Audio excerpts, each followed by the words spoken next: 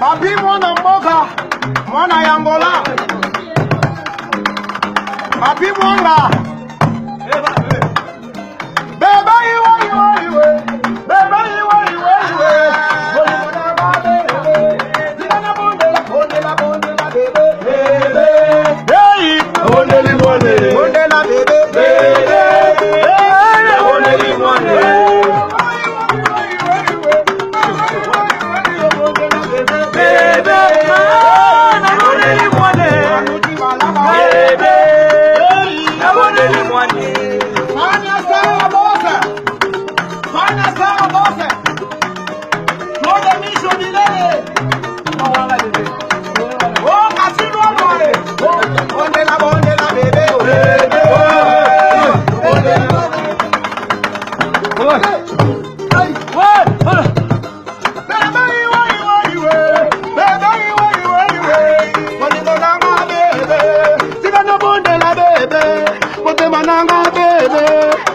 Bonde la bébé, bébé, oh, abonne li bonde, ah bébé, bébé, hey, abonne li bonde, bébé, bébé, hey, abonne li bonde. Nilo ye yanga mama odana lembo, hey, yoga di lady.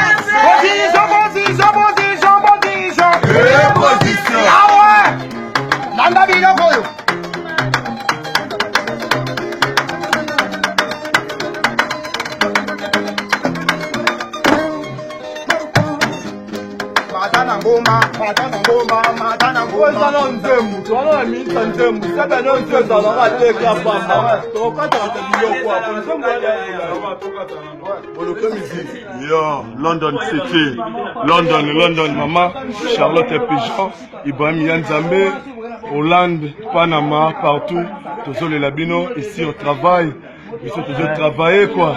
Bobo japonais porte-parole à Mokilio, et puis Maman Charlotte Pigeon, Tony Twingi, Maman Fatouma, Bassalam Mingi, Ouza Ibrahim, Maman Charlotte Pigeon, Maman Pigeon, Maman Nabiso, Alain Anchango, Robert, Ode et Bembo, Alain Anchango, les amis Galora pour paroler à mots, Mireille Yenga, Maman Mireille Yenga, capote mère, Mambote Makasi na fanya star boss, Mambote mingi bena kofia ina, pour attirer la bisoté, Tony Twin Golgal. Tous allez toujours bas, nous avons ce qui vient noter, tous allez, la cabine, nous sommes tous là. Nous avons la code. Ouais,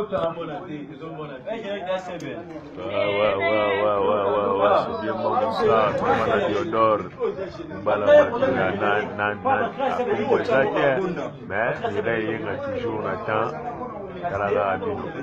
les labino mabé, pour la grand secrétaire à Mouf, il y a Mogo Diemam d'Angola, au continent Bango, secrétaire général à la Rabino, en l'Amabé à Marie-Claire Fatouma, à Magistère à la Rayo, à l'Eli Mabé à Koukade, à Souci, Tony Twingi, à l'Elayo, Tobato. Bon, mingi on attend là, vraiment en tout cas. Leader Maman Yanzambe na nyoso. Non, Maman Charlotte Pigeon. Vraiment na bazala papa na maman. Sentiment oyo vraiment petit gâté. Tu vas toujours na sima na ye. Donc on a dit nous avons langue tout idéologie za moko. Na sport Jean-Louis Naya. Donc